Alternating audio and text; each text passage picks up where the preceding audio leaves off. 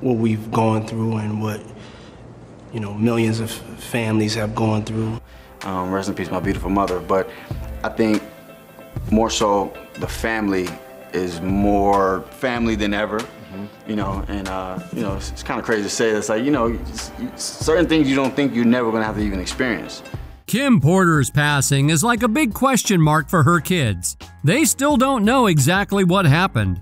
Now, with all the legal stuff and accusations against Kim's old flame, Diddy Combs, it seems like they might get some answers soon.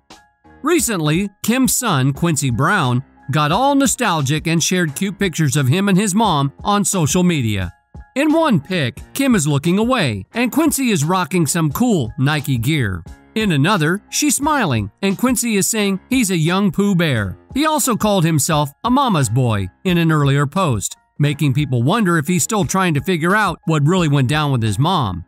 And here's the juicy part. Gene Deal found out that Kim Porter had a special thing for a musician from Death Row.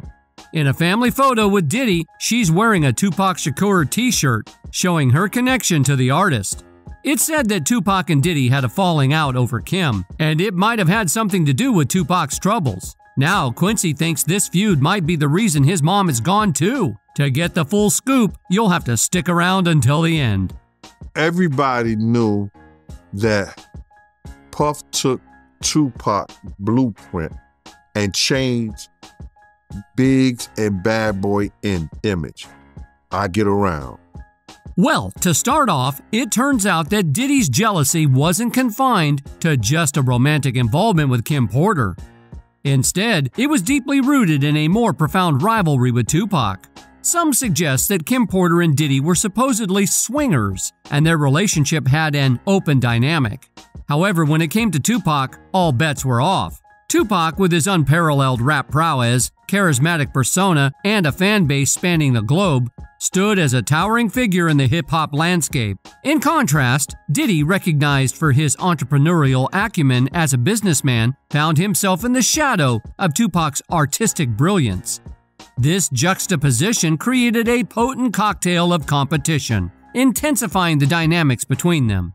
As the narrative unfolds, it becomes increasingly evident that Diddy's struggle extended beyond the realm of romantic interests. His relentless pursuit of women associated with Tupac, as suggested by Deal, wasn't just a quest for romantic conquest. Instead, it was a manifestation of a deeper desire for control and dominance. Diddy's actions seemed to be driven by an unspoken need to assert his influence and mark his territory within the competitive landscape of the hip-hop industry. The revelation that Tupac reciprocated attention towards Kim Porter disrupted the delicate balance of power. Diddy, accustomed to being the pursuer, found himself on the unfamiliar side of the equation. The discomfort and jealousy that surfaced were not merely responses to a romantic entanglement, but a reflection of the broader power struggle and rivalry that defined their relationship. Adding to the complexity, there are claims that Diddy was obsessed with Tupac, going beyond mere jealousy.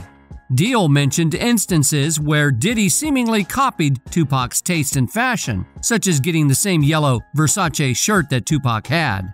Pac was the first one on the scene wearing Versace shirts. He went and got the same Versace shirts Pac had.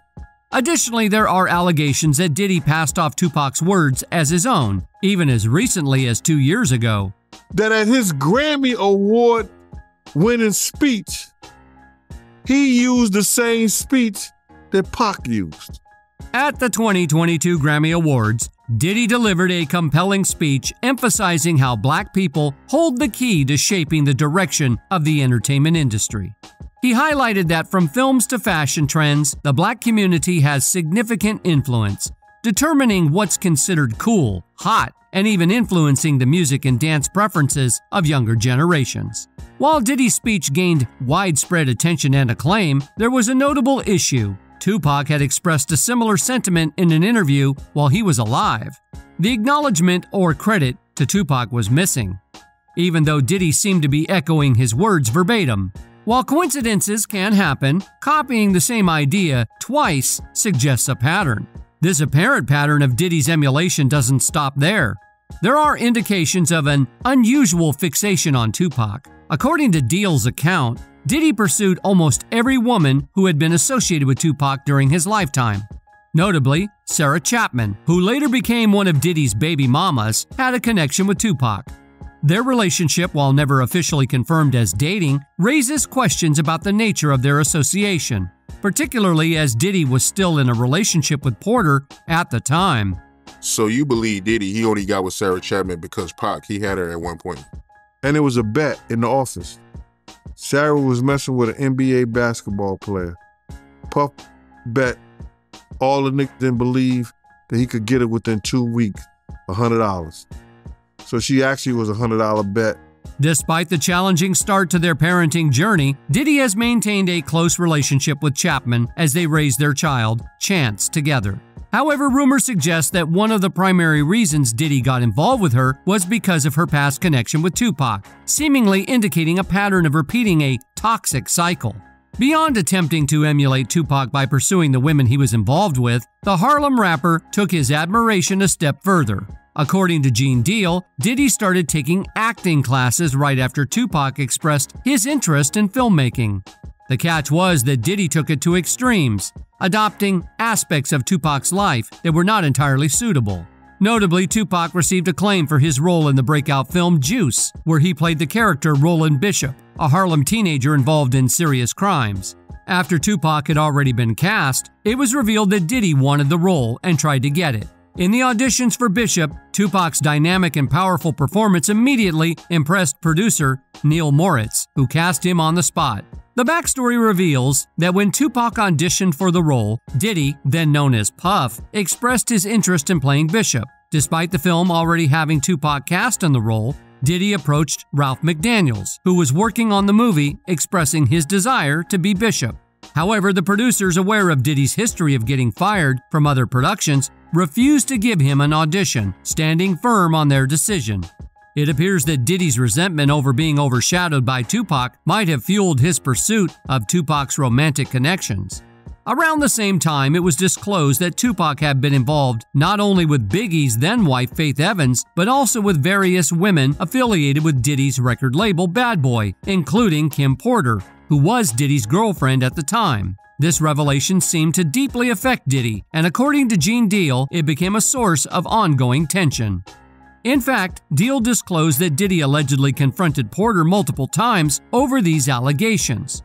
On one occasion, Deal claimed to have witnessed an altercation where Kim Porter defended herself against Diddy. This incident was revealed during an interview with Art of Dialogue, particularly when discussing Diddy's Love album track dedicated to Porter. Bad Boy recording artist Mark Curry has also shared insights into Diddy's alleged mistreatment of Kim Porter, suggesting that it may have been influenced by Diddy's awareness of Porter's fondness for Tupac. In a recent interview with Art of Dialogue discussing the recent AB allegations against Diddy, Mark Curry opened up about Diddy's character, stating that every man is possibly capable of such behavior. He attributed it to Diddy's character, which he described as intertwined with power, arrogance, and the traits that come with being a successful songwriter. Mark Curry went on to blame Diddy's actions on his selfishness and expressed his belief that the ongoing lawsuits are attempts at character assassination meant to humble him. Curry then claimed that Diddy's problematic behavior extends back in time, revealing that he has personally witnessed fights and arguments between Diddy and women. While acknowledging that everyone goes through challenges, Curry emphasized that when a pattern of violent behavior repeats in every relationship, it becomes a significant concern. In the interview, Mark Curry mentioned that he was around before Cassie Ventura, the first person to speak out in a since-settled lawsuit, was in the picture. He then made serious allegations regarding Diddy's past relationship with the late Kim Porter. When asked if it was true that Diddy allegedly broke Porter's nose, Mark Curry's response hinted at potential distressing incidents within their relationship. He busts her nose up on the boat. And have you ever been to Sandro Pay's see a brother play a mandolay? Remember that was in his song? I need a good woman next to me. The Bad Boy for Life connoisseur alleged that Diddy caused harm to Kim Porter, claiming that he may have broken her nose. This alleged act was perceived as stemming from Diddy's insecurities. The accusation that Diddy went to great lengths, such as wiretapping phones or placing listening devices in homes to monitor conversations, was described as a sign of insanity. There are additional claims suggesting that Diddy may have been involved in Kim Porter's demise to prevent her from revealing potentially damaging information. According to rumors before her passing, Porter was purportedly working on a tell-all book that would expose Diddy not only for Tupac's alleged demise, but also for his questionable dealings. In 2018, Porter was reported dead, with the cause cited as lobar pneumonia, a condition that could be induced by certain poisons. Speculation intensified after Porter's death due to several peculiarities. Autopsy results contested by some close to her hinted at toxins in her body, leading to questions about the initial ruling. The replacement of the coroner handling the case fueled suspicions, with allegations that the new coroner was connected to Diddy. Additionally, discrepancies emerged, including claims of bloodstains in the house, Porter not being found in the bedroom, and her discovery in the bathroom, contrary to the initial reports. Diddy's name has been frequently associated with discussions about Kim's death, with many asserting that he might have played a role. Considering Diddy's history with women, including allegations of infidelity, emotional AB, and mistreatment, these claims cast a shadow over his involvement.